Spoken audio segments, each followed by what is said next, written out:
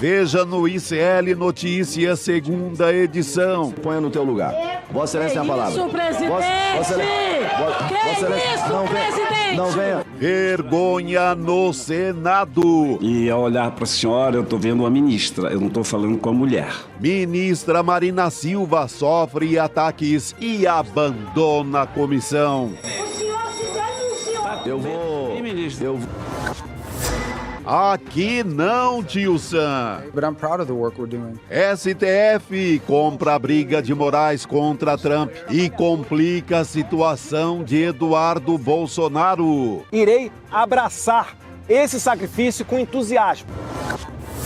O método 03. Of a imaginary. O ICL levantou histórico de ataques e coações de Eduardo Bolsonaro a adversários e autoridades no país. O ICL Notícias, o jornalismo verdade, está no ar.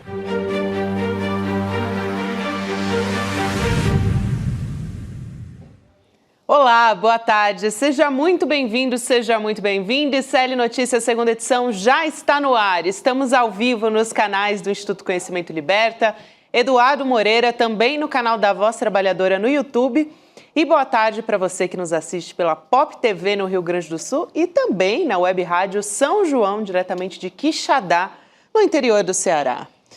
Salve Quixadá. Salve Quixadá e salve Chico Sá também. Tudo de lá, tudo do Ceará. Vamos nessa chamar a Heloísa Vilela lá em Brasília também. Elô que já está a postos em mais um dia de depoimentos que a Elô está acompanhando minuto a minuto. Elô, boa tarde para você também. Boa tarde. Salve Brasília também, né? Não é só Quixadá, não. Vamos lembrar. Olha, Gabi, já são... do Planalto Central do Brasil, é isso aí. Olha, mas já só até agora... Oh, exatamente. Olha, já são 38 testemunhas até agora, 10 desistências e ainda vem por aí outras 32 testemunhas. Então, posso dizer que a gente já passou da metade. Olha, Elô, gente, Heloísa Vilela, então... Que maravilha. Acompanhando todos os detalhes dessa primeira metade. Só o ICL está acompanhando com esse grau, né, de cobertura. Testemunha a testemunha, ou seja, valorizando a história do Brasil, valorizando a história recente que passou por essa tentativa de golpe. Só o ICL faz essa cobertura minuciosa. É que só a gente tem a Heloísa Vilela, né, Chico? Os outros, assim, quando acontece algo muito extraordinário, aí dão lá uma manchetezinha. Mas assim, como a Elô está fazendo, só aqui. Isso aí, eu quero Não é para me gabar não, mas só aqui. Não, mas a gente pode se gabar. Da Elô a gente pode se gabar. Inclusive, eu queria passar para ela, porque o principal depoimento de hoje que ela vai destacar para a gente, Elô, é o do Jairlon Henrique Moura, que é ex-diretor de operações da Polícia Rodoviária Federal. Então, ele confirmou, muito importante isso, que ele recebeu ordem do Ministério da Justiça para fazer blitz, aquela história com os ônibus que estavam indo para a direção nordeste do nosso país durante as eleições de 2022. A gente teve diversos relatos de eleitores que não conseguiram chegar às urnas. Para lembrar, esse ministério, na época, era comandado pelo Anderson Torres, né, Elô? Como é que foi o tom desse depoimento? Olha, foi um tom assim de quem não queria falar o que acabou falando, né? Ele resistiu bravamente até o finzinho do depoimento. Mas no final, o questionamento da PGR e do ministro Alexandre de Moraes acabou forçando ele a detalhar um pouco como foi aquele fim de semana. Vocês vão lembrar, né? Aquela sexta-feira à noite, quando o ministro Alexandre de Moraes deu a ordem para que a Polícia Rodoviária Federal não fizesse mais nenhuma blitz, não fizesse nenhum policiamento ostensivo que atrapalhasse as pessoas a irem votar. No fim de semana prévio, antes do segundo turno. E aí, ele hoje foi obrigado a contar que dentro da Polícia Rodoviária Federal surgiu uma discussão. Eles usaram uma definição técnica que eles têm lá, eles fazem uma diferença entre medidas para trânsito e medidas para transporte de passageiros e decidiram por bem que a decisão, a ordem do ministro Alexandre de Moraes só se referia a uma das duas, então a outra a gente poderia fazer, disseram eles. E foi com base nessa decisão que eles descumpriram a ordem do Alexandre de Moraes durante o sábado, e aí foi por isso que no domingo o ministro foi e chamou o diretor-geral da Polícia Rodoviária Federal, Silvinei Vasquez, para uma conversinha que não acabou nada bem. Ele acabou tendo que obedecer, acatar as ordens do Alexandre de Moraes. Então, como vocês estão vendo, foi um depoimento assim que ele não quis confirmar e falou que existia uma coisa técnica que fazia diferença e, com base nisso, eles tentaram atrapalhar as eleições. E aí eu fiquei me lembrando de duas coisas que aconteceram mais no começo desse processo que a gente vem acompanhando dia a dia. Uma delas foi o depoimento do Cleberson de Paula, que é aquele rapaz que era analista de inteligência e coordenação lá do Ministério da Justiça, ou seja, o Ministério do Anderson Torres.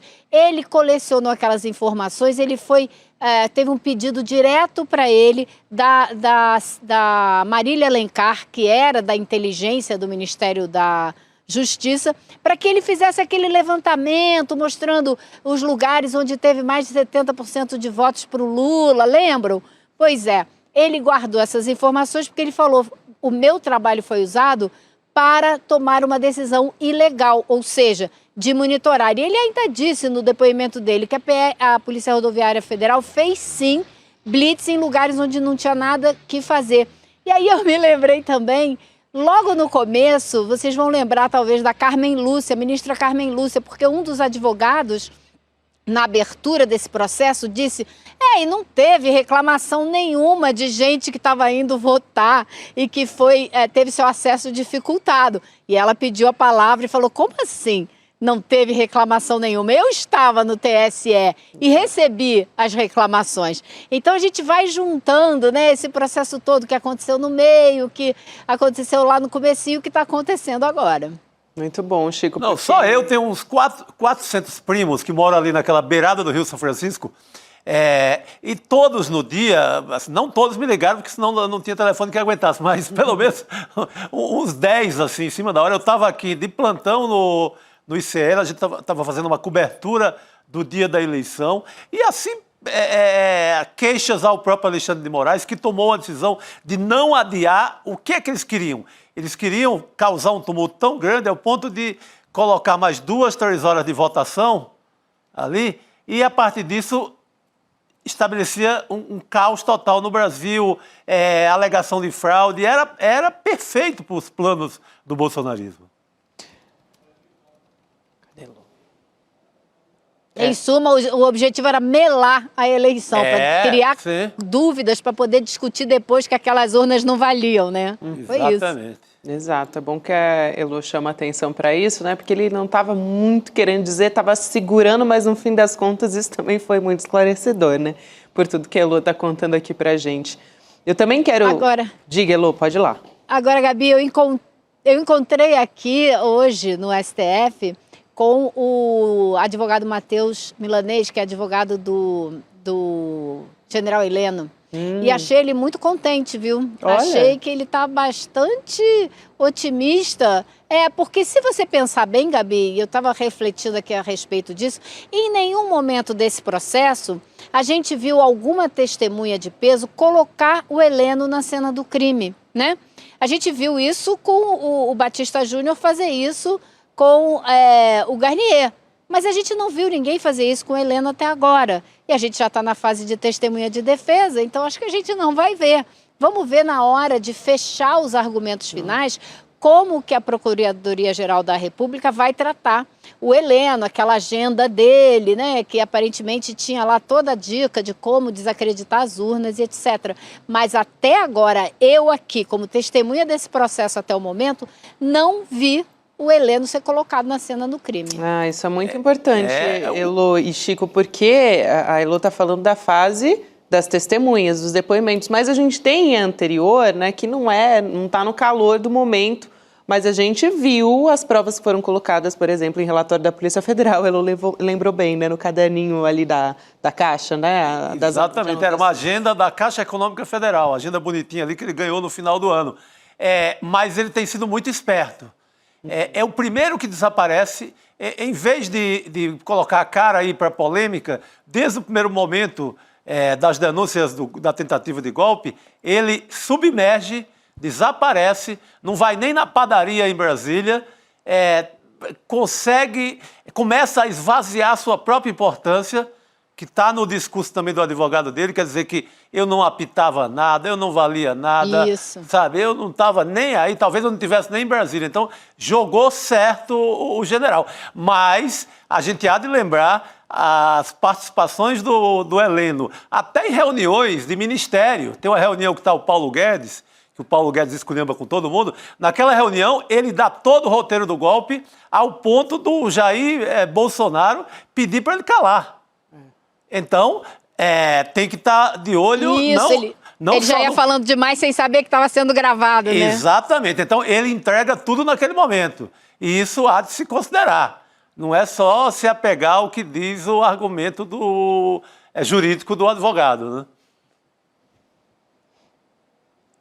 né? Me lembrou, Elo e Chico também, aquela frase do Michel Temer que você estava falando, né? Ele está... assim, meio que fazendo, não era comigo, era um pobre, né, um mero ali, estava ali por acaso, quando o Michel Temer, lá em 2017, falou, não sei como Deus me colocou aqui, né?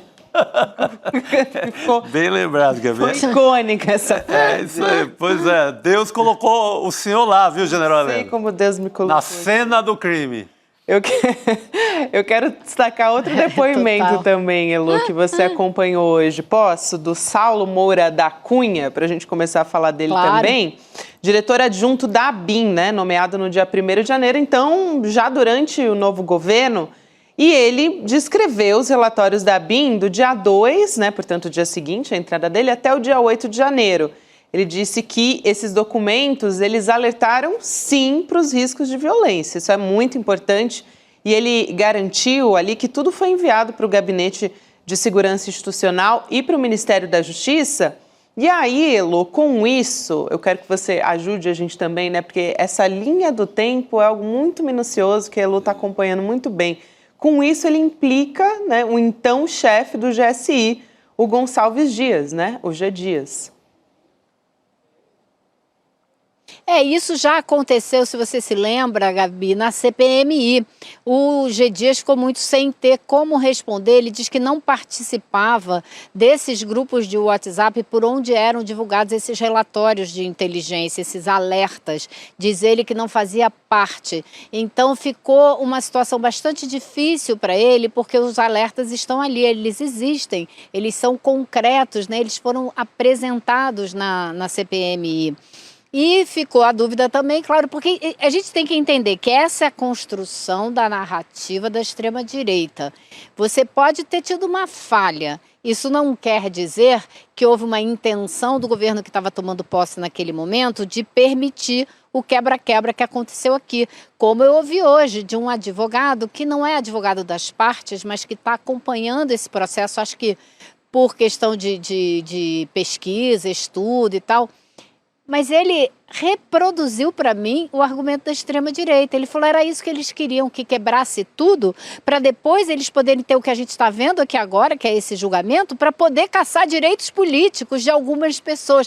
Ou seja, imaginar que o governo que estava assumindo ia permitir e incentivar aquela confusão toda, logo no começo do seu governo, para daí gerar um processo na justiça que depois poderia gerar cassação de direitos. Olha, tem que ter muita criatividade. Agora, que pode ter havido e que provavelmente houve falha dentro do GSI de não ter pegado esses alertas e ter mobilizado as forças de segurança, ter convocado a polícia militar a agir, né, não ter permitido o que parece ter sido um golpismo dentro da polícia militar, que isso também é uma questão que está sendo investigada num processo que já terminou, está só faltando agora o veredito do ministro Alexandre de Moraes, né? Então é bastante incrível esse depoimento, porque os alertas existem, eles começaram a se tornar cada vez mais sérios a partir do dia 5. Nos dias 6 e 7, então, eles já falavam de grupos extremistas que tinham a intenção de chegar na Praça dos Três Poderes, invadir o Congresso e talvez também outros prédios da Praça dos Três Poderes. Então, são bastante específicos. Agora, resta saber por que a Secretaria de Segurança Pública, que era responsável por organizar toda e qualquer manifestação nessa região, não fez um projeto mais sério para impedir o que a gente viu acontecer aqui, né? E quem é que estava na Secretaria de Segurança Pública nesse momento? Era o Anderson Torres, né? Ele era a pessoa que chefiava a Secretaria de Segurança Pública. Então existe um esforço, como a gente viu hoje aqui, da Coronel Cíntia, que veio depor, ela era subsecretária de Segurança da Secretaria, para defender o Anderson Torres, dizer que ele fez um plano, ele assinou um plano de ação que impedia que isso acontecesse. Ela disse, se ele tivesse sido seguido à risca, nada disso teria acontecido. Ué, como assim não foi seguido à risca? E o comandante da PM foi chamado para essa reunião, né? Sabia desse plano direitinho? Então tem muitas perguntas, muitas pontas soltas, e eu esperava até que ela fosse ser questionada de uma maneira mais veemente, e não foi. O depoimento dela foi muito curto, suficientemente apenas para dizer que o Anderson Torres assinou esse plano, que o plano era bom e que se tivesse seguido à risca, nada do que aconteceu no dia 8 teria acontecido. Muito bom. Elo, a Penélope, lembra aqui no nosso chat, uma coisa importante que você relatou, que é o Batista Júnior, ex-comandante da Aeronáutica, quando ele cita o Heleno no encontro em São José dos Campos, onde estava rolando uma formatura do filho do Heleno, né? Ela lembra que esse detalhe pode ser importante em contar essa história, em recontar essa história. Ele pede uma carona para o Batista Júnior para voltar para Brasília e diz para o Batista Júnior que ele foi convocado de última hora para uma reunião de emergência num sábado em Brasília com o Bolsonaro, isso já depois do segundo turno. E que o Batista Júnior já deixou muito claro para ele, olha, se for para tratar de alguma coisa relativa à ruptura democrática, tô fora, isso é um absurdo, tarará. E deu a carona, e ele entrou no avião mudo e saiu calado. Mas isso não necessariamente, né, o coloca como o Garnier, né? Você tem uma testemunha, duas, o Freire Gomes a contragosto, mas também testemunhou, que o Garnier ficou ao lado do presidente para a tentativa de golpe e que os outros dois oficiais não. A gente não tem esse depoimento claro, objetivo, concreto com relação ao Heleno. Essa é a diferença, a meu ver. Sim, não tem algo assim mais escandaloso mesmo. E olha que estamos falando de alguém que estava lá, dentro, na cena do crime. Mas ele se salva na maneira que as testemunhas ou que os depoentes estão contando a história. Não teve ninguém ainda que disse, olha, o general Heleno chamou o Bolsonaro... que foram chamados pelo advogado dele, né? Sim. Exatamente. Fizeram bem o dever de casa, tá bem feito até agora. Fizeram. É isso, Elo. Eu quero também aproveitar o seu dia em Brasília, né? A Elo acompanhando muito de perto essas testemunhas ali, esses depoimentos, na verdade, ali no Supremo Tribunal Federal. Mas ali bem perto, gente, rolou uma cena hoje com a ministra Marina Silva, que é uma coisa assim, realmente, a tarja do Excelio Diante mais cedo estava como show de misoginia, e foi mesmo, né, contra a ministra do Meio Ambiente. Então, ela foi convidada para ser ouvida numa comissão lá no Senado, a Comissão de Infraestrutura, e ela acabou abandonando a sessão, bateu boca com os senadores. A gente tem aqui alguns trechos do que aconteceu lá. O próprio presidente, gente, olha isso, o presidente da comissão, que é o senador Marcos Rogério, do PL, mandou a ministra se colocar no lugar dela. Vou chamar aqui o primeiro trecho para a gente poder acompanhar. Vamos lá.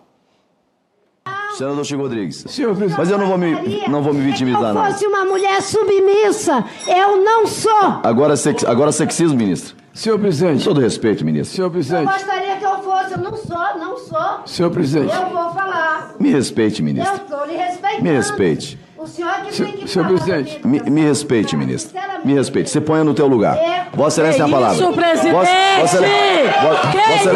presidente! Não venha me chamar. Isso, não venha. Ministra de Estado. Que desrespeito Ministra de Estado. com a ministra? Não, Vossa Excelência está me chamando. Absurdo. Vossa Excelência está atribuindo a esse presidente como sexista. Não sou sexista. Absurdo! Canalha, né? Covarde. A gente... É difícil. Essa gente vai entrar para a história de Bolsonaro... Não, a falta de respeito, a falta de decoro. Total. Essa gente vai entrar para a história ali de Bolsonaro, toda essa corja dele, como os homens que odiavam as mulheres. Eles vão entrar para a história como isso, mais do que golpista, mais do que qualquer outra coisa. Porque se há um traço que une todos eles, é esse. Como eles odeiam as mulheres. Salva um, né, Lu? Como são violentos. Exato. Exatamente. E eu acho, Chico, que assim... foi uma coisa tão escandalosa. Você viu o resultado, as pessoas gritando. Eu ouvi a voz da Elisiane Gama, senadora Elisiane Gama, gritando: que isso, presidente, respeito, tarará. Porque é isso, é um absurdo um senador falar com uma ministra de Estado dessa maneira. É inacreditável o nível dessas pessoas. Agora, também chamaria a atenção de vocês para a ausência dos líderes do governo nessa sessão para defender a ministra, porque não vi. Normalmente, toda vez que tem depoimento de ministro de Estado em sessões, tanto da Câmara como do Senado, você tem a presença de algumas pessoas chaves, como, por exemplo, o líder do governo no Congresso, o senador Randolfo Rodrigues, o senador Jacques Wagner, que é líder do governo no Senado, estava presente na sessão, não o vi agir em defesa da ministra. Então, assim, eu acho que foi um sinal muito ruim que a gente teve hoje com relação ao trabalho da ministra Marina Silva, que, por mais que esteja cercada, e digo e repito, cercada no governo, no Congresso, nesse país, por interesses econômicos do agronegócio, pelos interesses da extrema-direita, conseguiu, de alguma maneira, reduzir a curva do índice de desmatamento nesses 2 anos, como a gente não viu, obviamente, em nenhum mês do governo Bolsonaro. Então, por mais difícil que seja o trabalho que ela tem para fazer pelos interesses outros contrários que a cercam, a gente tem que dizer que ela conseguiu fazer alguma coisa, né? E talvez por isso eles a odeiem ainda mais. Com certeza, Elô, você toca num ponto que é fundamental. Acho que a Marina Silva, assim como agora que a gente tem um corpo diplomático, o Ministério das Relações Exteriores, acho que a Marina Silva também foi a responsável por tirar o Brasil desse lugar de par internacional que estava quando a gente tinha ali o Ministério de Meio Ambiente como uma figura, por exemplo, como a do Ricardo Salles, dizendo que tinha que passar boiada e tudo isso. E ela foi, assim, extremamente desrespeitada, para dizer o mínimo. Sendo flagrado pela polícia e sendo Salles flagrado por autoridades de outros países tentando exportar madeira que não pode ser exportada, gente. Peraí, o que é isso que a gente tinha? É isso, era o que a gente tinha. Perfeito, Elô. Aí eu quero trazer outros trechos ali para a gente ter a dimensão de onde foi esse negócio, que é uma coisa, assim, realmente surreal, porque a gente teve um senador como o Plínio Valério, né, do PSDB do Amazonas, que vocês devem se lembrar, ela saiu até, ela abandonou a comissão por causa dele, porque ele a desrespeitou, e vocês devem se lembrar que no passado foi agora, assim, coisa de 2 meses atrás, ele disse que queria enforcar a ministra Marina Silva. Março. Exatamente, então é esse o nível ali. A gente tem o trecho também de como ele começou a fala dele na comissão. Vamos lá. Ministra Marina, que bom reencontrá-la. E ao olhar para a senhora, eu estou vendo uma ministra, eu não estou falando com a mulher. Eu estou falando com a ministra. Não, eu estou falando com a ministra. O senhor está falando com as duas coisas. Porque a mulher merece respeito, a ministra não. Por isso que eu quero separar. Ministra, vamos assegurar. Merece respeito. Vamos assegurar a palavra. Não provoque. Por favor, não provoque. Por que o senhor não me respeita por favor, como ministro? não provoque. O senhor que disse que Aí eu vou fazer uma questão de ordem. Vamos. Presidente, eu vou pedir ao plenário. Presidente, o senhor que disse que queria me enforcar. Não é vitimizar, não. Foi o senhor que disse que queria me enforcar. Presidente. E ela voltou, ela relembrou essa história, Elô, e aí a gente tem as imagens logo na sequência, né? A Marina, ela diz ali que se o senador não pedisse desculpas por essa fala contra ela, dizendo que queria enforcá-la, né? Enfim, essa declaração que é um crime de ódio, né? Basicamente, ameaçando com violência. Que a ministra não merece respeito, mas que a mulher, sim. Que tipo de fala é essa, né?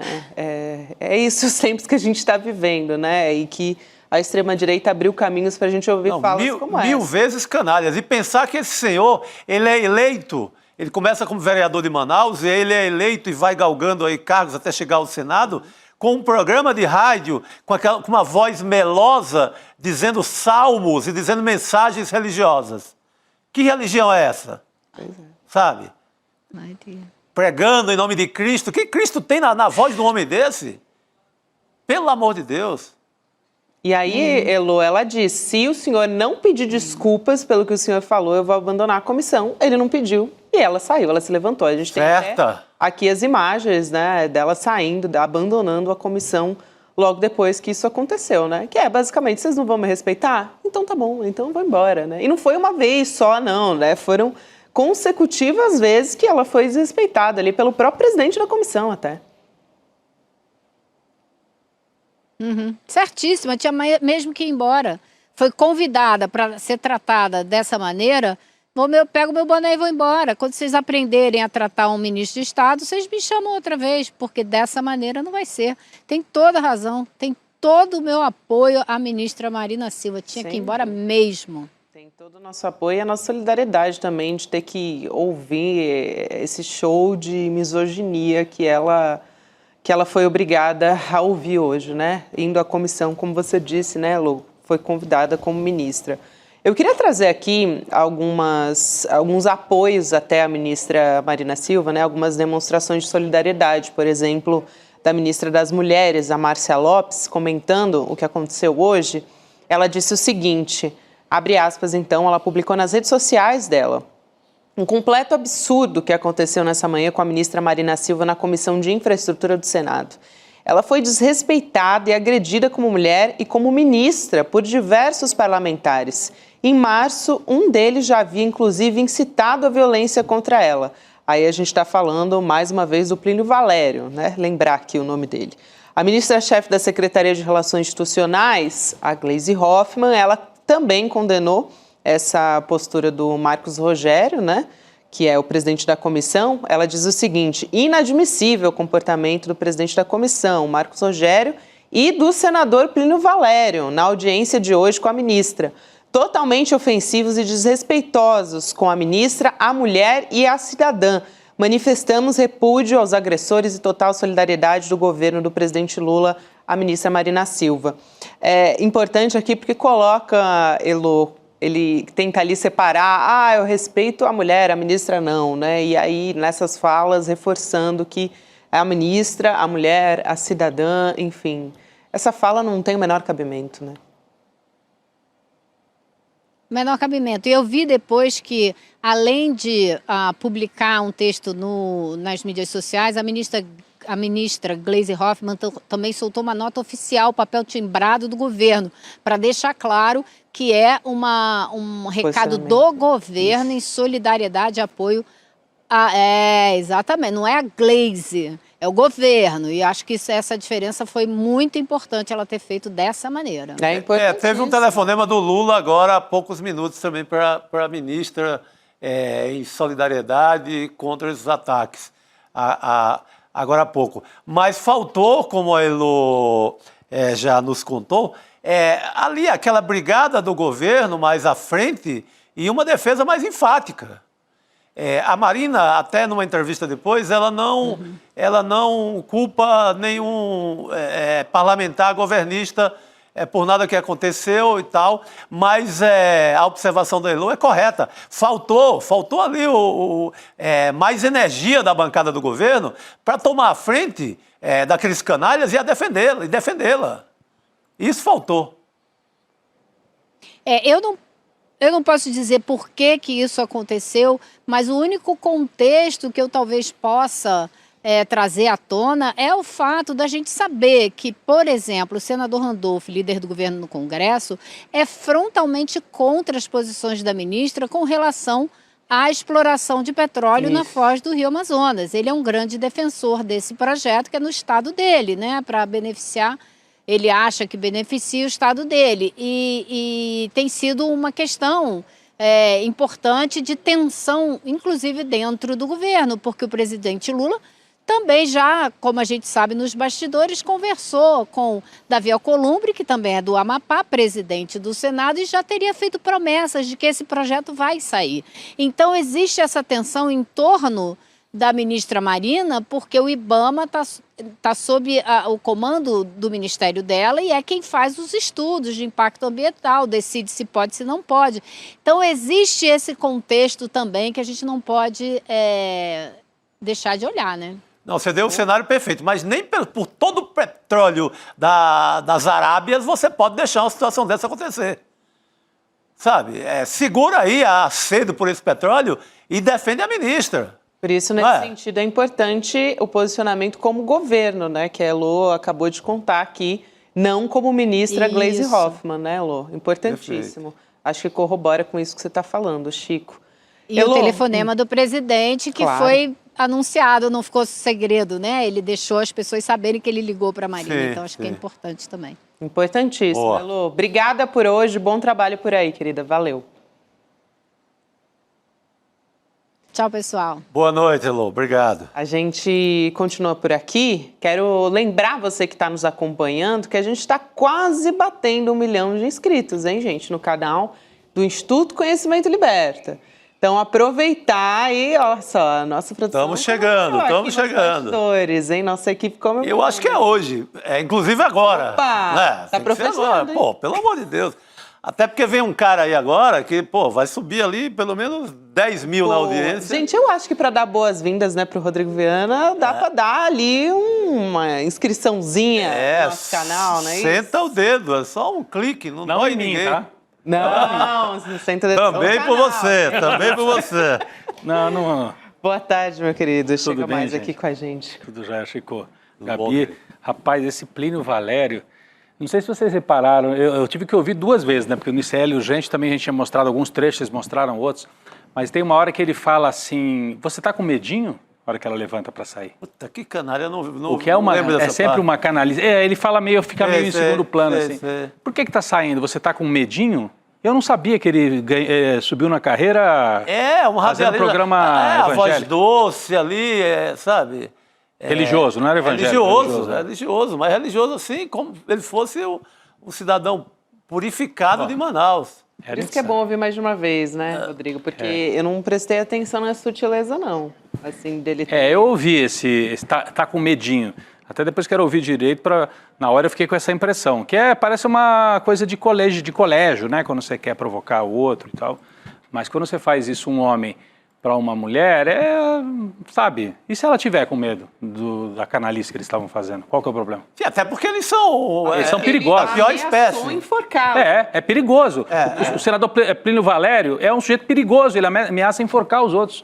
Então não é para ter medo? Vai saber o que mais que ele faz, né? Qualquer dia a gente fica sabendo de coisas aí, porque esse sujeito que sobe na vida fazendo discursinho religioso, normalmente esconde coisas aí complicadas. Quem tem religião mesmo faz as suas coisas, não fica fazendo muita propaganda, né? Agora, usar dessa maneira, né, para crescer politicamente, já mostra um certo lado de perversão, eu diria. Mas é um político medíocre, assim. O povo do Amazonas sabe, o povo de Manaus é improdutivo, não tem nada, não apresentou nada de projeto importante até agora.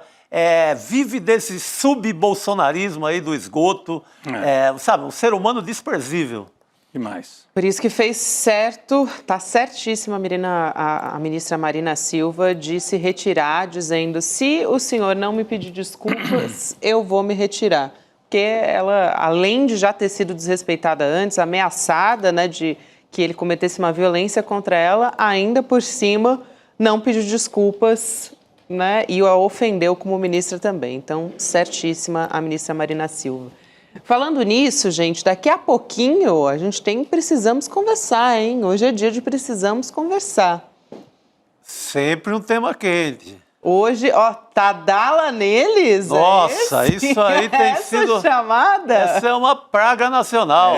Eu queria saber quem é que foi o gênio aqui da nossa equipe que escolheu esse título para o presidente. Sensacional. Tá todo mundo agora dizendo, não fui eu não, apontando aqui nos... Não fui eu. Sensacional. Essa é uma das discussões de hoje, tá? A gente Bela tá aqui brincando. discussão. Isso virou uma... o Brasil todo está contaminado por essa... Pois é, né? Pílula. Homens jovens, inclusive. Garotada, sabe? Garotada medrosa diante da vida, diante do risco, das circunstâncias, do mundo. Que loucura. Então, a gente vai falar sobre esse medicamento que está tão popular, inclusive entre homens jovens hoje, que é um medicamento para disfunção erétil, né, gente? Todo mundo conhece popularmente, Tadala, mas a gente vai falar sobre isso. Essa é uma das discussões hoje do Precisamos Conversar. Também sobre menopausa. Achei importantíssimo aqui a gente falando sobre sexualidade, o corpo feminino na maturidade, envelhecimento. É muito importante a gente conseguir falar sobre isso sem tabu também. Mais um capítulo aí de misoginia. A gente estava falando tanto de misoginia, né? Envelhecer também para uma mulher percorre esse mesmo caminho. A gente também vai falar sobre o fenômeno daquele pastor mirim. Vocês se lembram desse personagem? Lembro do rapazinho. Pois é, que aí tem uma questão ali de exploração religiosa nas redes sociais, né? É complicado, ele prometia a cura do câncer. Com quantos anos ele? Sabe, 12 anos. Tinha uma coisa que se via muito nos jornais até os anos 90. 15 anos. Que era enquadrar pelo cara ser charlatão. Charlatanismo. Nunca mais eu vi. Penal, né? Nunca mais eu vi. Tá no Código Penal. Era muito comum, né? Você ser enquadrado por isso. Depois dessa ascensão toda desses falsos profetas, nunca mais eu vi um charlatão na cadeia. Não, antigamente tinha aquela coisa, ficava o sujeito prometendo curas milagrosas na Praça da Sé, ou sei lá, na praça lá na Cinelândia, no Rio, ou na Baixa do Sapateiro, em Salvador, que seja. Subia num banquinho e falou, se você tomar esse remédio aqui, eu prometo isso, prometo aquilo. Isso é charlatanismo, né? Era passível de... Mas só que isso adquiriu dimensões industriais, né? Então, agora vai um menino de 15 anos, diz que é pastor e promete curas incríveis. É isso, Gabi? É um dos temas, né, do Precisamos Conversar. É um dos temas. Tá quente, adorei, hein? Viu? Hoje tá imperdível. A pauta tá quente hoje, né, Chico Céu? Meu Deus. Hoje tá demais. Então, a gente confere depois do N2. Fica ligado aí, é logo na sequência, 7 horas da noite. Vai ter Juliana Baroni, Açucena, Márcia Tiburi, Nina Silva e Sarazara conversando, discutindo no Precisamos Conversar. Tadala neles, então. E tem até um modelo aí do Tadala, né? Pousou na boa. Você conhece? Tem um modelo, é verdade. Pousou na boa aí o garoto. Mas ele é bem típico dessa discussão, que enquadra realmente muita gente muito jovem. É a pressão pela performance o tempo todo, né? Dos homens, né? Então, a performance perfeita. Tem que ser perfeito, sei lá o que é perfeição. Tem uma questão ali, elas que vão discutir. Elas que vão, nós já estamos adiantando a discussão. Lógico, mas aqui também é ligado ao machismo, né? De claro. ter que sempre demonstrar virilidade e tal. Então, discussão importante. É o caso em que os meninos, os jovens, também são vítimas do machismo. Isso, exatamente. É isso aí. Então, icl.com.br/precisamos conversar. Você está vendo que tem muita coisa a ser conversada a respeito disso, que a gente está até adiantando aqui na nossa... Quase a gente começa a discutir esse tema a fundo aqui. O editor já fala assim, nós temos uma pauta. Mas eu prefiro com elas. Melhor. Não precisamos conversar, infinitamente melhor. Isso aí. Bom demais. Então, a gente acompanha depois do N2. Vamos seguir aqui conversando, gente. Falando em Precisamos Conversar, a gente sai conversando aqui com a nossa convidada Carolina Brígido, que está a postos para trazer um novo capítulo, um desdobramento daquela história do ministro Alexandre de Moraes, que, na verdade, contra o Supremo Tribunal Federal e que vem de uma possível retaliação do governo dos Estados Unidos. Carol, bom falar contigo. Boa noite. Boa noite, Gabi. Boa noite, meninos. Boa noite a todos que nos acompanham. Sim, olha, essa história do Alexandre de Moraes, essa briga, do Alexandre de Moraes com os Estados Unidos, com os aliados de Trump, isso tem um nome por trás, que é Elon Musk. Elon Musk foi o protagonista, dos primeiros embates com Alexandre de Moraes, quando a gente considera Estados Unidos e Supremo Tribunal Federal. Vamos se lembrar que logo, um pouco antes das eleições municipais do ano passado, o Alexandre de Moraes tirou o X do ar, o X que é do Elon Musk. E o Elon Musk, que por sua vez hoje é assessor especial da Casa Branca, trabalha ali do lado de Donald Trump. E aí, na política não tem nada por acaso, A gente também lembra de uma outra peça desse quebra-cabeça, que é Eduardo Bolsonaro, que foi para os Estados Unidos, se licenciou do mandato e foi para lá. A gente ficou aqui no programa, eu me lembro, se perguntando que diabos ele foi fazer lá, já que ele não respondia nenhuma ação penal, nenhum processo no Brasil, nada que pudesse ameaçar sua integridade, sua liberdade. Veio agora.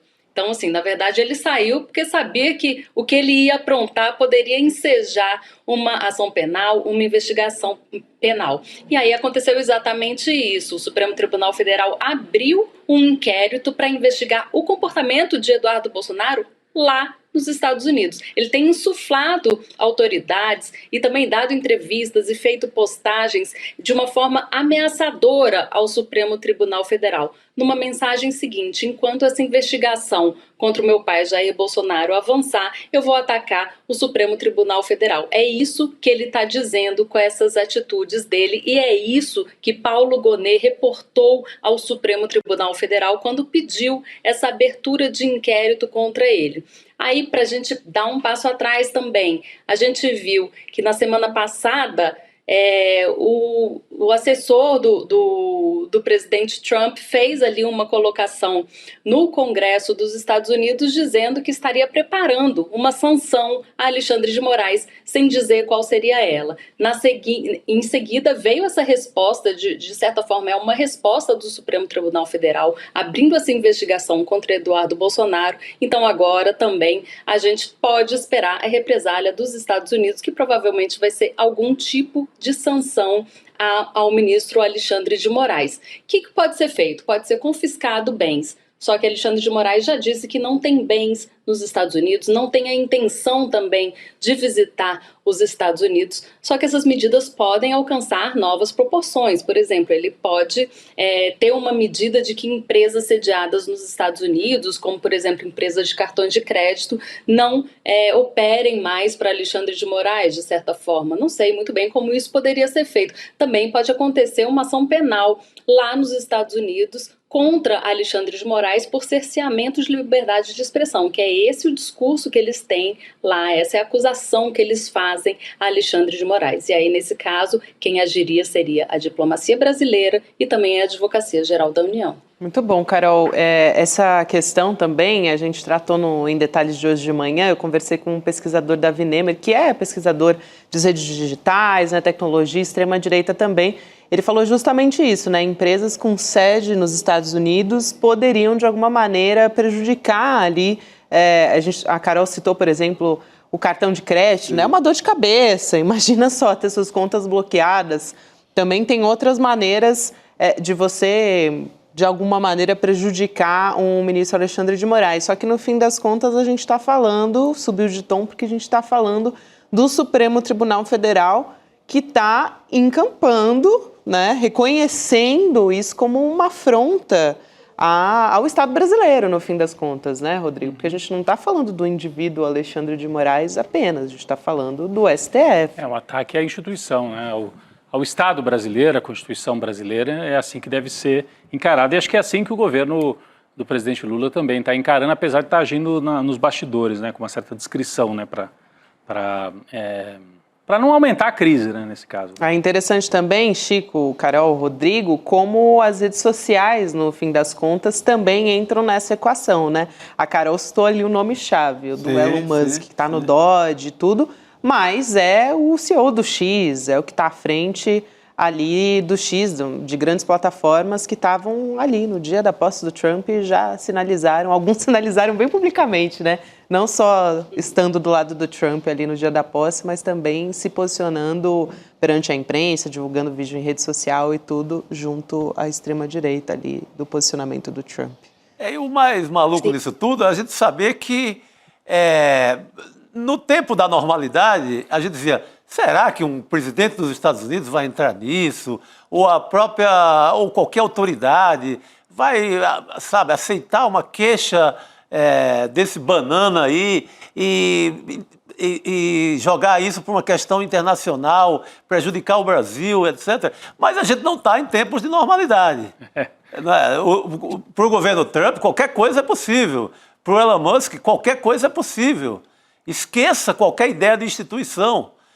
Estamos vivendo um tempo que a ONU não vale mais nada, a Organização Mundial do Comércio não vale mais nada. Nenhuma grande entidade no mundo que mediava alguma coisa, foi tudo por buraco. Então, tudo pode acontecer mesmo. Como nós estamos fazendo o diário do fim do mundo, né? Total, mas é isso que a gente está vivendo, né? O diário do fim do mundo.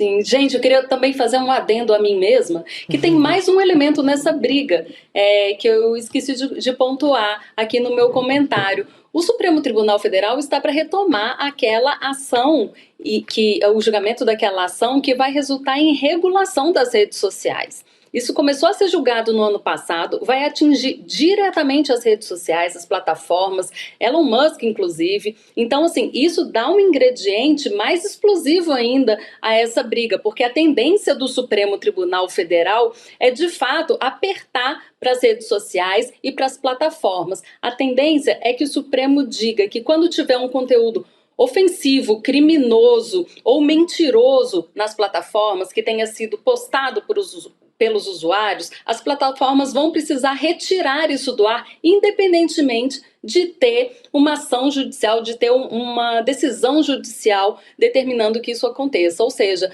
para o Supremo Tribunal Federal, as plataformas têm elementos sim para fiscalizar a postagem desse tipo de conteúdo criminoso ou mentiroso e precisa sim levar adiante essa história de retirar do ar por si mesmo e não ficar esperando decisão judicial, porque elas sabem muito bem que o conteúdo está ali. Então, essa decisão que está sendo planejada ali no STF, ela vai de encontro aos interesses de Donald Trump, quer dizer, aos interesses de Musk, né, por um motivo óbvio, porque ele é dono do X, e aos interesses de Trump, porque a ideologia dele é difundida normalmente nesse tipo de rede social que não faz esse filtro de verdade nas publicações dos usuários.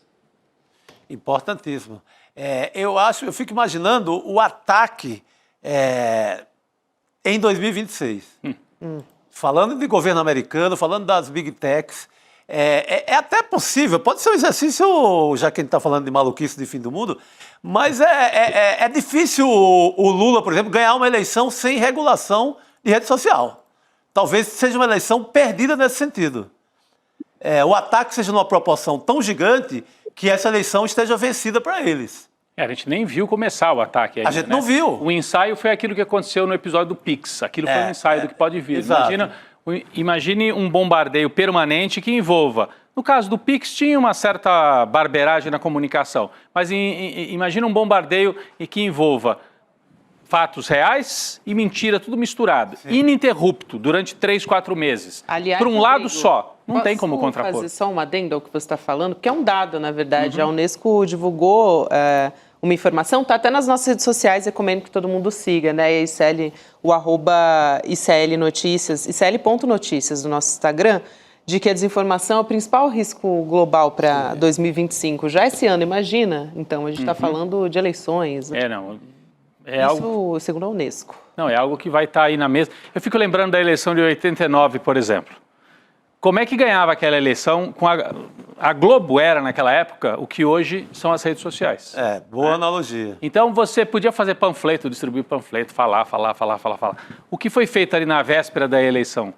Bom, foi construída a candidatura do Collor ao longo de meses, aí teve uma tentativa de equilibrar o jogo, teve campanha, etc. Mas daí, na reta final, quando o Lula começou a avançar e poderia ter passado o Collor, veio aquele episódio do debate, né? Veio o episódio do debate, em que o Boni já assumiu publicamente que a Globo manipulou a edição do debate. Então, como é que se ganhava uma eleição daquela? Então, agora, a gente se pergunta, o Lula está muito mais experiente, sabe do tamanho da encrenca, mas conhece muito menos disso. A gente não sabe nem o tamanho desse tiroteio, como é que vai ser.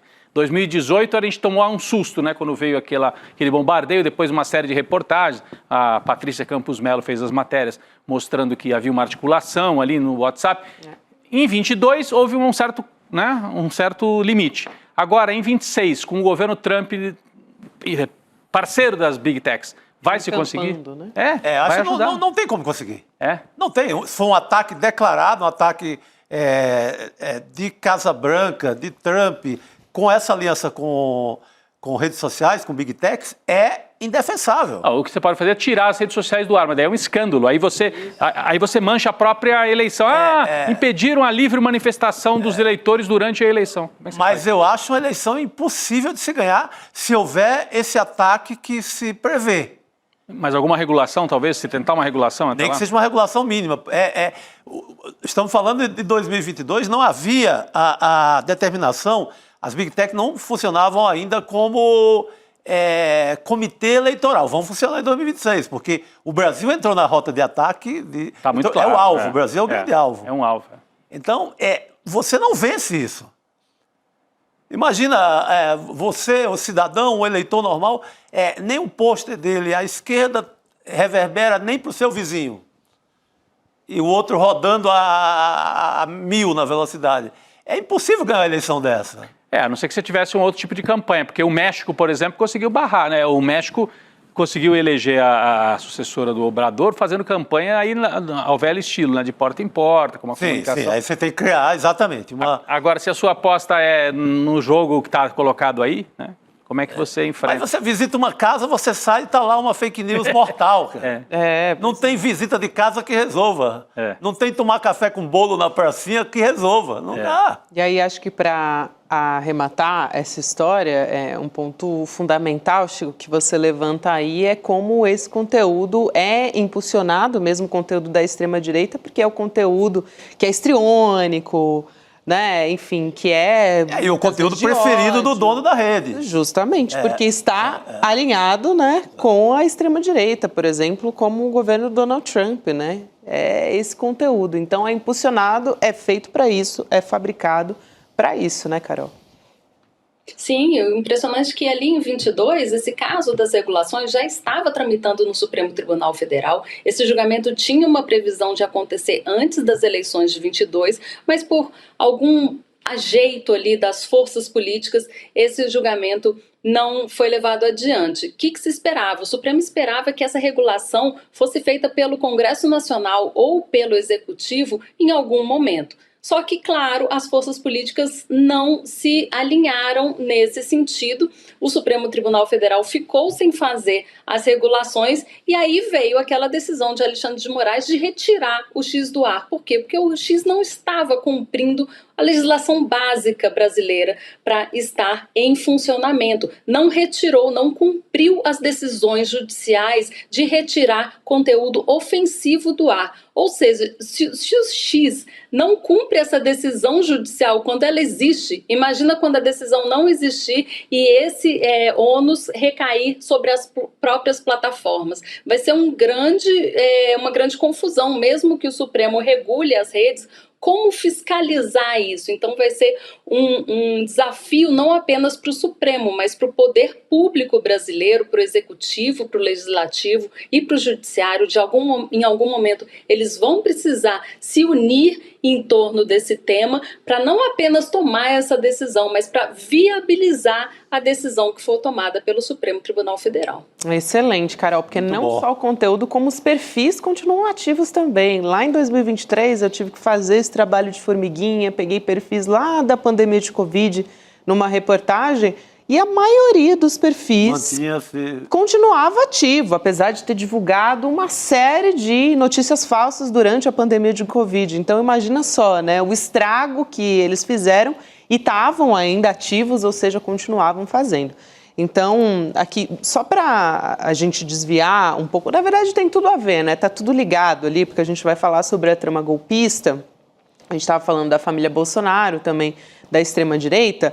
Uma outra discussão que a gente vai ter aqui com a Carol é como o STF está se inclinando cada vez mais contra o Jair Bolsonaro, né, o ex-presidente Bolsonaro, quando diz respeito a isso. Porque a gente tem a primeira semana de depoimentos na semana passada, né, reforçando justamente essa convicção que já tinham os ministros, não é isso, Carol? De que o Bolsonaro se empenhou em levar o plano de golpe adiante, editando minuta, participando de todas as maneiras possíveis ali. Então, a gente tem testemunhas-chave, como o ex-comandante do Exército da Aeronáutica, deixando claro o protagonismo do Bolsonaro.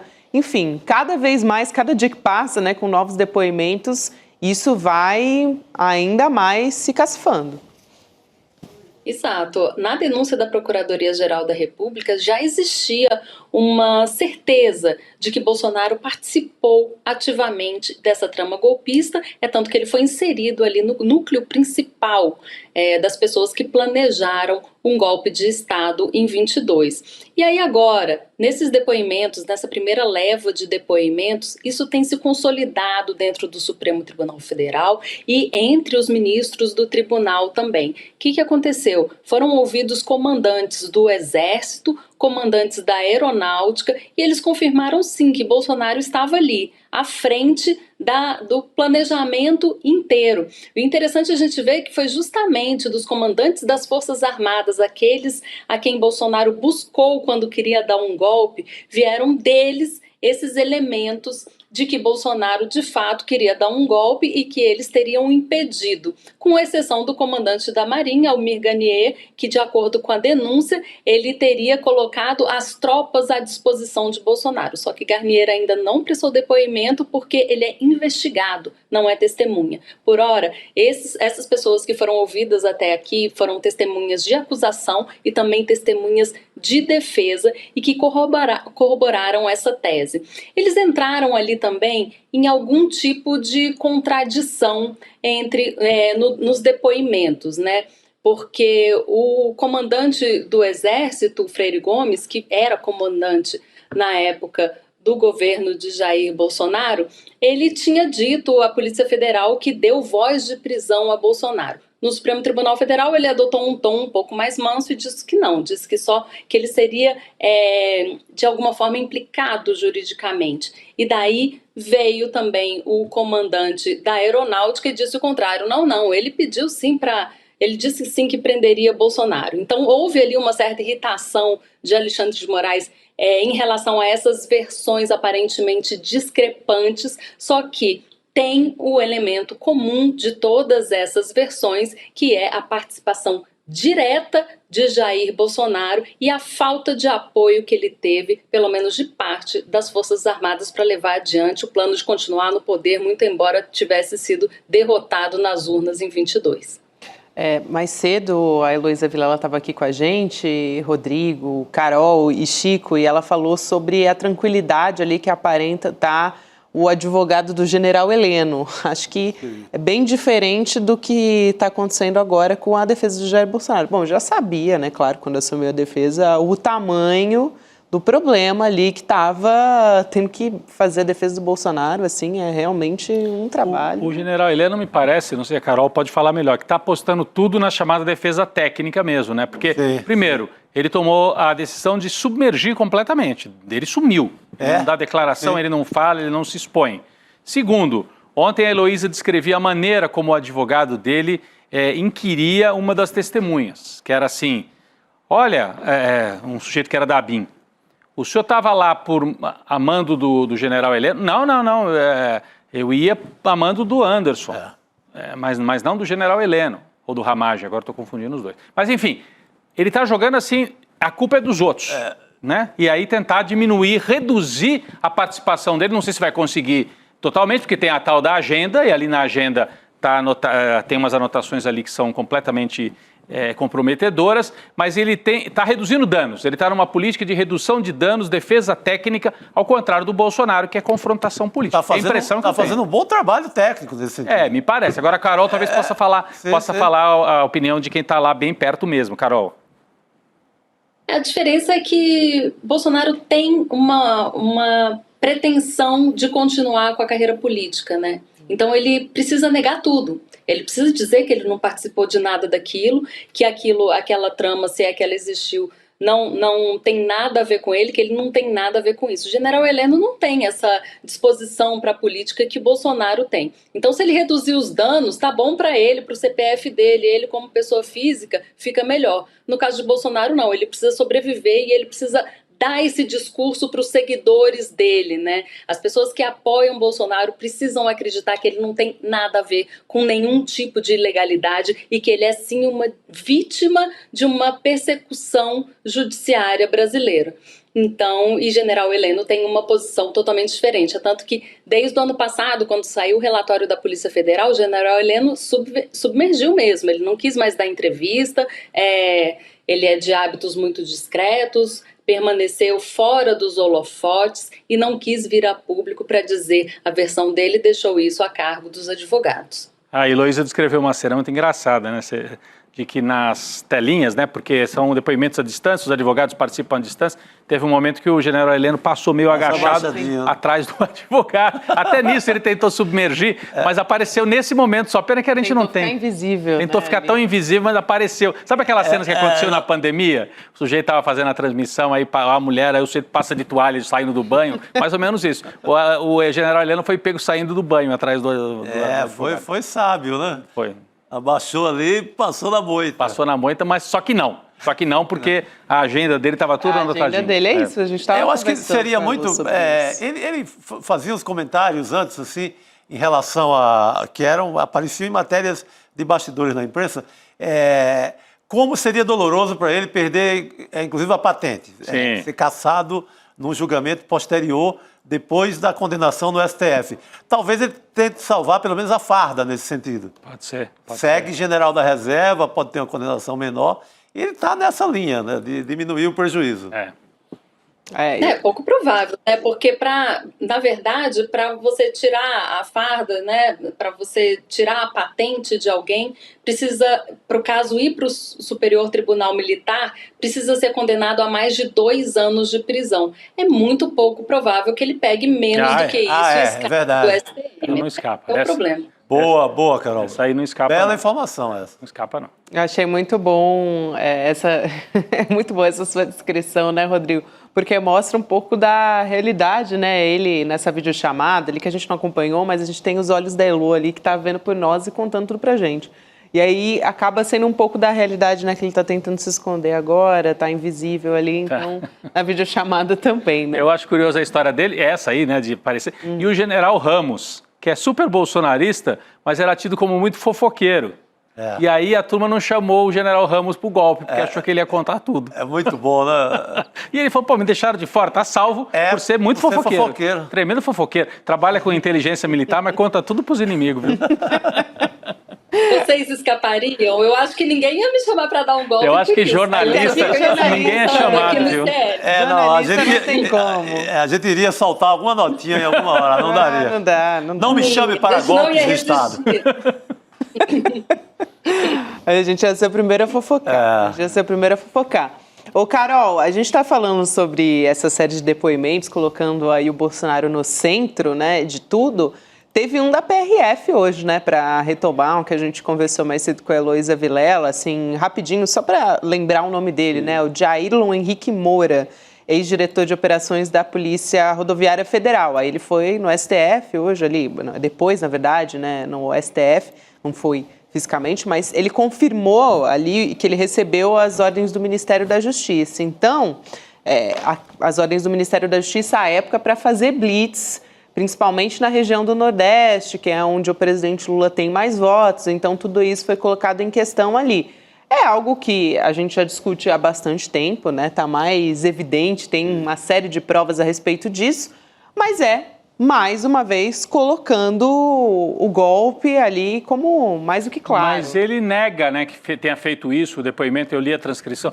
Ele nega, né, Carol? Ele negou que tenha feito isso por uma orientação de impedir os lulistas de votar. Ele disse que era um processo. De fato, recebeu orientação para dar segurança nas estradas. Então, esse foi mais ou menos o depoimento dele. Pô, mas parar os carros justamente na eleição, gente... Para fazer blitz, motivos aleatórios. Saiu ali pela tangente, né? Falou isso, me chamaram para eu ir lá, mas para cumprir um dever de legalidade, ver se não tinha dinheiro em espécie nos carros que estavam trafegando na rodovia. Isso tudo ali naquela parte que Lula teria mais votos, né? Coincidentemente, ele teria que fazer esse tipo de operação por lá. É claro que é uma versão pouco provável, né, de colar.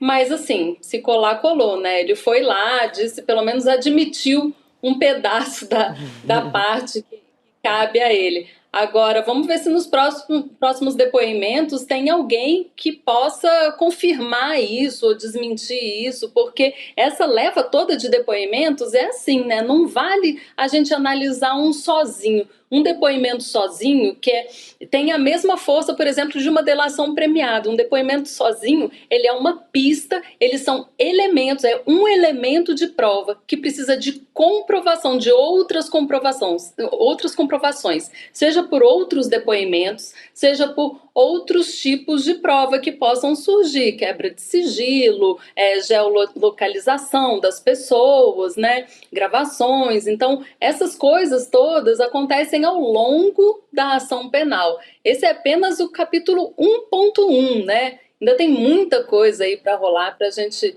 formar a nossa convicção junto com o Alexandre de Moraes e julgar junto com ele, não é não? É isso aí. Carol, obrigada demais por hoje. A gente vai conversando para atualizar tudo que vem por aí com esse dia a dia de depoimentos da primeira turma, que ainda vem muita coisa, muita revelação por aí. E confirmações também do que a gente já sabe. Obrigada, Carol. Obrigado. Valeu. Boa noite, querida. Obrigada a vocês. Boa noite. Até logo. Aliás, lembrar você que, eu lembrei quando o Rodrigo Viana entrou aqui com a gente, vou lembrar de novo. A gente está quase chegando em 1 milhão de inscritos no nosso canal do Instituto Conhecimento Liberta. E a gente vai revelar uma surpresa quando a gente bater essa meta, hein? Vamos dobrar a meta, Estamos então. chegando, por favor. Vamos dobrar essa meta. Falando em 1 milhão, a gente está falando de 1 milhão de inscritos. Quem também já está com 1 milhão de inscritos, olha só a Eu tô voz atrapalhando tudo aqui, eu vim ver. além, a minha própria voz. O cara tá apurando. Tem no eco. Eu tô querendo ver quantos inscritos tem aqui. Liguei sem querer aqui o canal. Tá apurando em tempo real. Não é apurando, eu tô fazendo traquinagem. Apurando em tempo real. 993 mil inscritos. Faltam 7 mil para 1 milhão. Por favor. 7 milzinho dá, É hein? muito pouco, é quase nada. 7 milzinho dá. Tem Pelo amor de Deus, falta quase meia hora. A gente está falando de 1 milhão aí também. Vale a pena dizer que a gente bateu 1 milhão de pessoas, de ouvintes, na verdade, no podcast No Alvo, no nosso Spotify, o podcast do Império Malafaia. Logo, logo a gente vai ter o documentário inédito também, que vai ser nessa quinta-feira, né? Dia 29 de maio, então 8 horas da noite. A gente tem o documentário que a estreia vai ser aqui nos nossos estúdios. A gente vai ter uma conversa do Igor Melo, né, nosso repórter investigativo, também com a Juliana Dalpiva, que coordenou tudo ali, junto com o Edu Moreira. Muito então, vem novidades de bastidor, de como é que foi feito, de informações que não estavam no podcast, mas estão no documentário, que não estavam na reportagem do site também, que é uma reportagem especial. Eu recomendo super que acompanhe também, né, porque lá tem linha do tempo, tem uma arte da Paula Vilar, enfim, tá super interessante o conteúdo aprofundado, né, que o ICL Notícias, olha, tá muito bom. Não, e tem gente que gosta, tem mais xodó pelo documentário do que pelo podcast. Isso. Então, aproveita e vê. Tem para todos os gostos, né? Tem sim. A juventude gosta mais de podcast. Eu sou mais do documentário. Eu também. Você está dizendo que significa... você não é da juventude? Não, já eu foi. Sou mais do podcast. Eu escuto muitos podcasts, sou um profissional e tal, mas, assim, escolha, podcast ou documentário. Eu iria no documentário. É bom o documentário, Chico, que vai pro ar na quinta-feira, que dá para assistir em casa, aquela sessão ali, de repente faz uma pipoca e tal, reúne a família, a galera toda no sofá, não sei o quê, e aí acompanha a estreia também. É bom. Eu já fiquei chocado com o podcast, né? Você ficou admirado? Fiquei admirado, como o próprio Malafaia. Estou admirado com as informações. Faça isso comigo não, rapaz. Faz isso comigo não. Imagina com o documentário. Muito bem, o Ricardo Gouveia está dizendo de novo, gente, vamos inscrever no canal. Sim, vamos inscrever. Por favor, olha, temos 21 minutos aí para bater 1 milhão. Mas olha, subiu, hein, enquanto a gente estava conversando aqui. Por favor, moleza total, né? Se inscrever lá, é só um clique e adeus, né? É isso aí. E a gente tem 1 milhão de ouvintes no Alvo, aliás, é 1 milhão de ouvintes ao todo, YouTube e Spotify somados. Muito bom. Tá bom, né, gente? Tá bom demais. Tá bom pra caramba. Ainda vem muito por aí. Vem mais, mas tá ficando bom. Bom demais. Vamos ver o que vem no documentário também? Vamos assistir, vamos lá. Talvez você não saiba, mas a figura do Malafaia carrega muitas contradições. A principal delas está na vida financeira dele. Os relógios Rolex, os carros importados, o jatinho e tantos outros detalhes mostram um típico milionário. Mas os documentos que eu reuni contam uma história bem diferente. A mágica que o pastor executa é a seguinte: borrar a linha que separa o que é dele e o que é da igreja. Você quer saber o quê? O que você quer saber? Como o Malafaia deu esse salto em direção à extrema-direita? E como ele deixou de se portar como um homem de aparência simples para viver uma vida de milionário?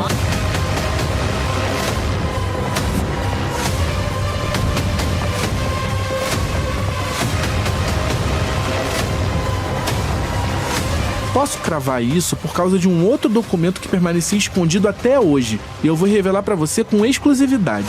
Não faz isso não, cara. Entender quem Silas Malafaia é de verdade. Vocês estão com informação aí que eu tô até admirado. Vocês estão com informação aí que eu tô até admirado. O Chico Sá falou que tava no documentário ele vai ver o que é bom. Faz isso não, cara. Se o Malafaia ficou admirado, né? Então, vamos ver agora, quinta-feira. Imagina a gente. Quinta-feira ele vai ver o que é bom. Quinta-feira a gente vai ver o que é bom também. Bom, gente, vamos seguir. Nossa equipe a galera gostou. Vocês não sabem, mas a gente tem uma espécie de arquibancada que fica aqui na nossa área técnica. Só reagindo, dando react. É o react, só que ele não vai ao ar. Ao vivo. A gente tem um react no chat, né? E tem o react ao vivo aqui nos nossos bastidores. E a gente ouve tudo aqui. Aplaudem, vaiam, né? É bom que a gente já fica sabendo, né? A gente já tem um termômetro aqui em tempo real. Excelente. Bom, vamos voltar a falar de Eduardo Bolsonaro? Sabe que eu acabei de ter uma ideia, desculpa. Nunca teve, assim, jornalismo com porque tem programa de auditório, mas geralmente é de entretenimento. Podia ter um programa de auditório jornalístico. Já pensou, você apresenta a notícia e o pessoal já reage ali na hora. Né? O Foro de Teresina já tiveram alguns ao vivo, foram ao vivo. Mas daí o povo fala, entra, faz uma confusão. E aí o pessoal reage. Maneiro. Olha só. Boa ideia, boa ideia. Aí a sementinha então, hein, Rodrigo? E CL tá de olho na sua ideia, hein? Imagina um N2 ao vivo. Isso, com um auditório. Com auditório. As pessoas intervêm, aplaudem, vai. Tá tudo errado o que você tá falando. Isso. Né? Na hora. Demais. Manda a gente parar de falar, né? Coisas assim que a gente vê acontecendo ao vivo. Bom demais. Vamos falar de Eduardo Bolsonaro, né, gente? Fazer o quê? Não tem alternativa. Bom, mas ele é oficialmente investigado pelo Supremo Tribunal Federal por conspirar contra o Brasil, contra as autoridades brasileiras nos Estados Unidos. Ele que está lá licenciado, né? Não é o primeiro caso que a gente conta aqui para vocês a respeito disso, mas a gente preparou uma arte justamente por isso, com alguns desses momentos. Olha só, Rodrigo, achei muito interessante essa ideia da nossa equipe. Então, a gente traz aqui momentos em que o Eduardo Bolsonaro desafiou as autoridades, por exemplo, conclamou golpe, apostou no caos. Tudo isso, obviamente, na agenda da extrema-direita. Então, a gente já tem aqui na tela um deles.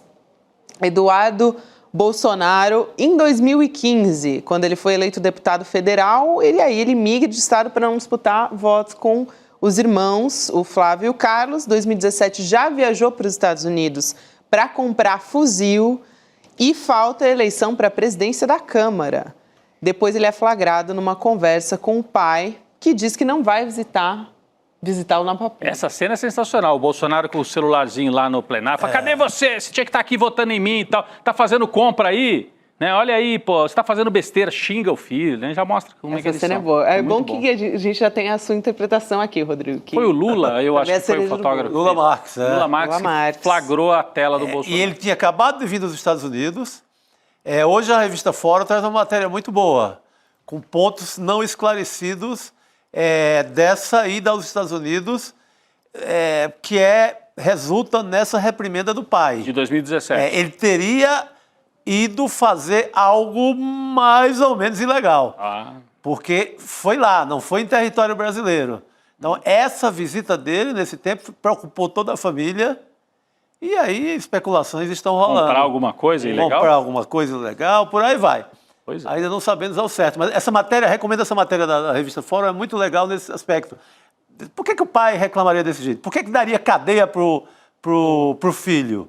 O que ele tinha de comprar essa arma? história. O que ele teria de comprar de ilegal? Por que ele colocou o patrimônio político da família em risco? Tá tudo nessa reportagem. Boa, Chico. Eu vou chamar o Guilherme Amado aqui para conversar com a gente retomar essa linha do tempo, e o Amado, que tem apuração sobre isso, também acompanha, já de outros carnavais, o Eduardo Bolsonaro, né, Amado? Boa noite. Eu estava mutado aqui. Agora não, tá sim, tudo certo. agora sim. Hoje, boa noite para vocês. Hoje, quando a nossa produção propôs essa pauta, eu falei assim, gente, deixa eu ver o que eu puxo de cabeça aqui. E aí eu me assustei com o que de cabeça eu lembro sobre essa turma. Gente, quando é que a gente vai esvaziar os nossos HDs de informação sobre a família Bolsonaro? Eu não quero lembrar disso tudo não, gente. Eu quero na minha cabeça, eu quero lembrar Chico Sá, eu quero lembrar dos romances do Jorge Amado, eu quero lembrar dos teus livros, eu quero lembrar dos filmes do Scorsese, eu não quero lembrar de família Bolsonaro não, gente. Vai chegar um dia que a gente vai limpar.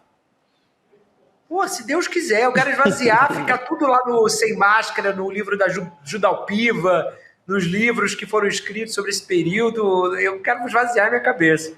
É verdade, Amado. A gente também, mas essas Por cenas... enquanto... não saem da nossa cabeça, né? Uma delas a gente retoma de tempos em tempos, aquela fala lá em 2018 do Eduardo, né?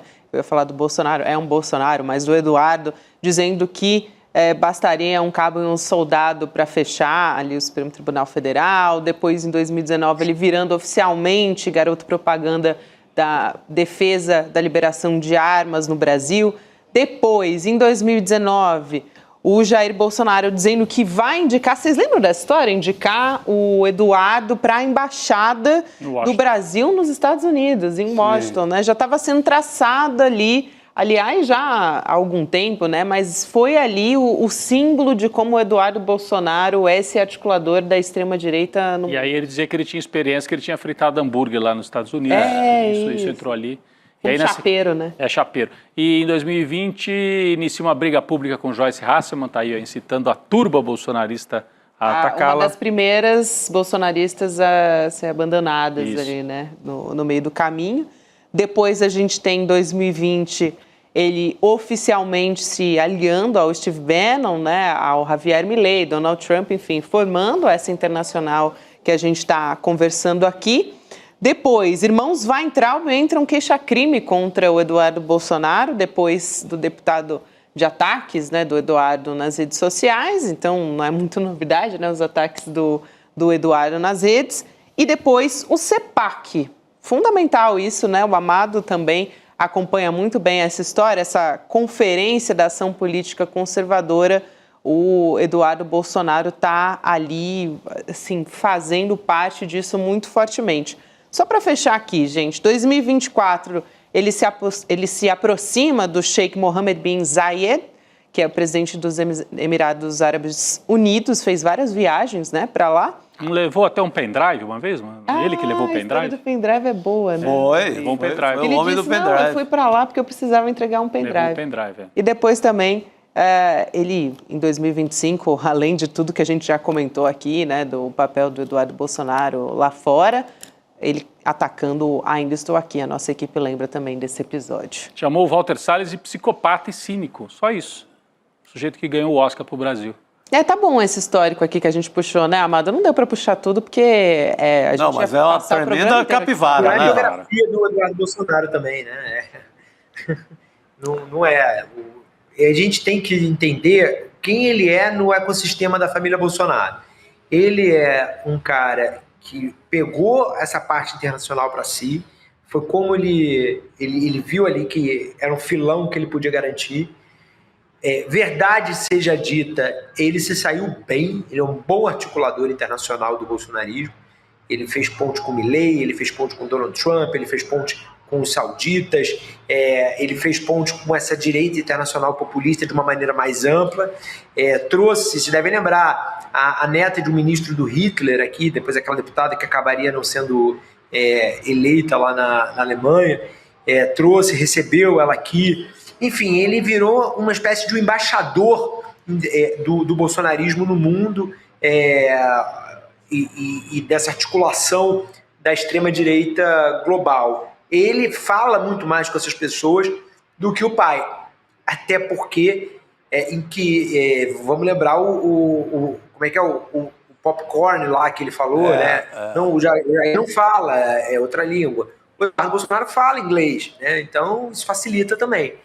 Ele tem uma personalidade muito difícil para fazer política. Ele não é um rapaz do diálogo, ele não gosta de conciliação, ele gosta do embate.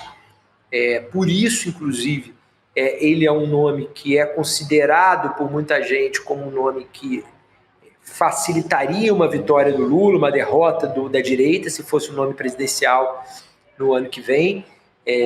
Agora, ele mobiliza a tropa deles, né? A tropa fanatizada, a tropa que está cega, a tropa que foi para o 8 de janeiro na rua, essa pessoa que vota em quem o Bolsonaro mandar, que acredita nas mentiras de fantasia, de conspiração que eles criam, essa turma toda é muito facilmente mobilizada pelo Eduardo Bolsonaro. Então, se a escolha do Jair for apoiar um perfil desse, o Eduardo Bolsonaro é um prato cheio. Conforme eu venho dizendo, eu acho que o Jair Bolsonaro vai ter um momento de inflexão quando houver a condenação e houver a prisão, se de fato ele for preso em regime fechado. Condenado ele vai ser, mais provável que vá para um regime fechado. Se isso acontecer antes de abril, eu acho muito difícil que o Jair Bolsonaro opte por um nome mais radical, como o do filho Eduardo. Eu acho que ele, uma vez condenado e preso, ou apenas condenado, ele vai ter um cálculo muito mais frio do o que eu preciso fazer para sair daqui. E aí eu acho que a chance dele se render a números, pesquisas e pressão de aliados, porque os aliados do Centrão, que querem ir com a candidatura da direita, não querem o Eduardo, querem o Tarcísio. Então, os próprios republicanos, o Valdemar, eu não tenho muita clareza se o Valdemar prefere o nome do Tarcísio, mas certamente o Valdemar não prefere um perfil como o do Eduardo. Ele quer um perfil bem menos radical, que seja mais próximo dessa politicona tradicional que é o DNA do Valdemar. É a mesma coisa o PP, né? O Cícero é ótimo, desculpa, o Ciro Nogueira da vida também prefere um perfil mais afeito a ele, do centrão, politicão. Não tem nada a ver com o Eduardo. O Jair preso vai ser mais suscetível à pressão dessas pessoas também. Agora uma dúvida, né, Guilherme? Uma dúvida não, uma questão assim, né?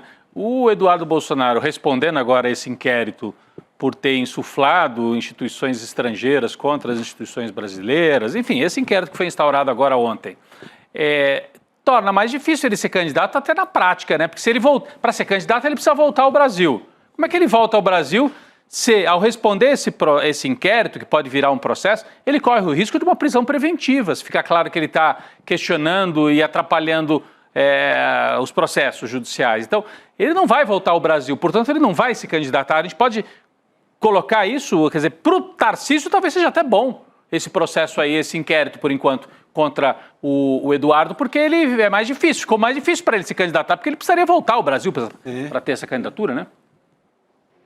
Eu não tenho informação, Rodrigo, nem informação se de fato há uma chance dele ser preso, nem se é o tipo de crime que sejaria uma prisão preventiva, uma prisão em flagrante. Eu não conversei com ninguém sobre isso, essa possibilidade.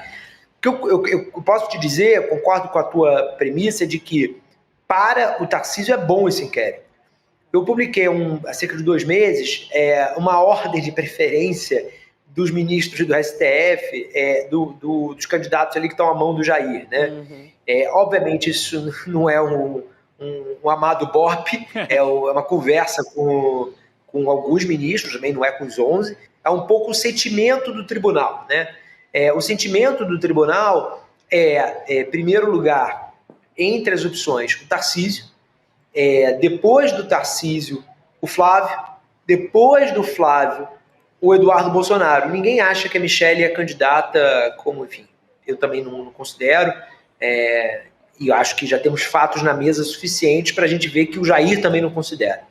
Então, a Michelle é uma elucubração de parte do bolsonarismo, porque se o próprio Jair, que é quem vai decidir, já disse várias vezes que não quer, falar na Michelle é uma não conversa.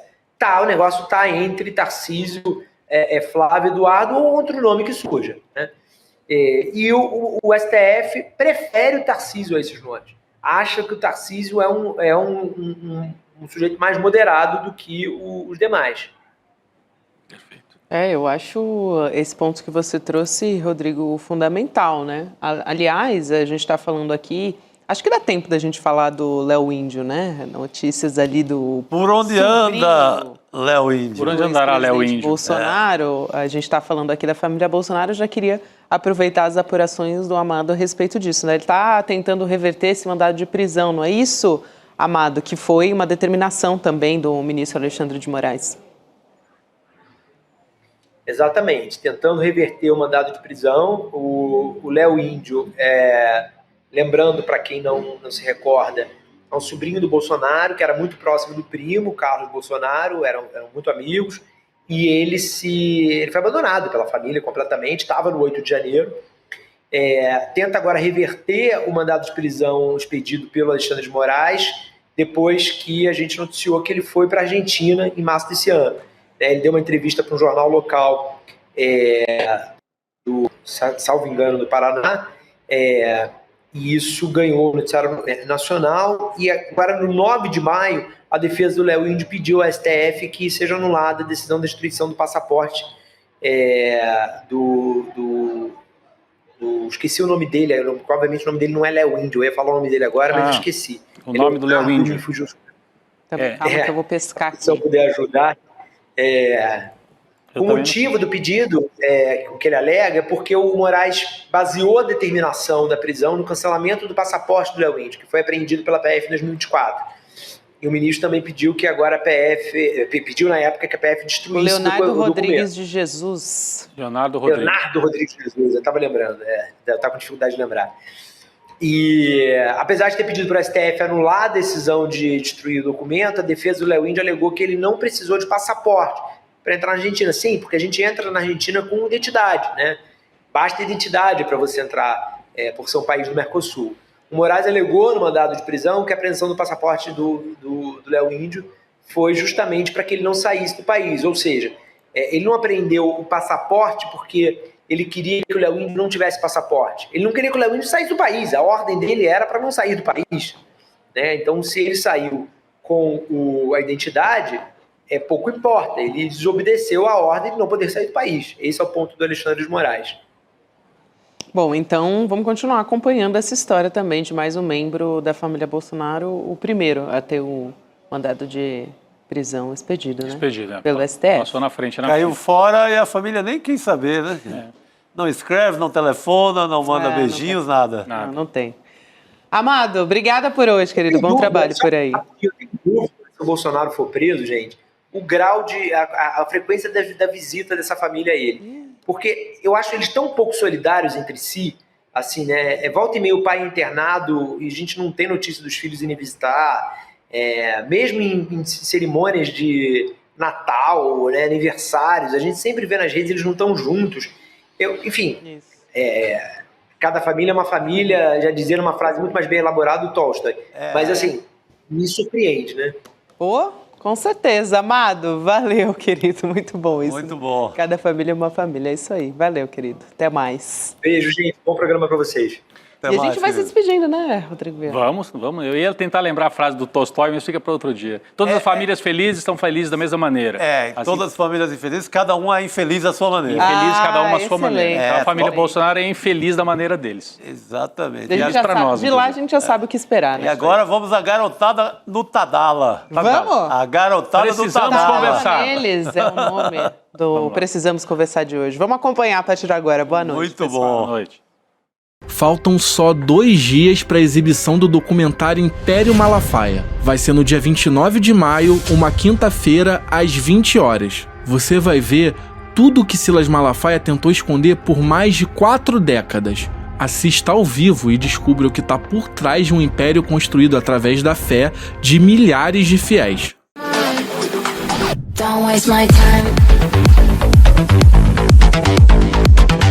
Na loja Sou ICL você encontra camisetas, canecas, mochilas e bonés que carregam ideias.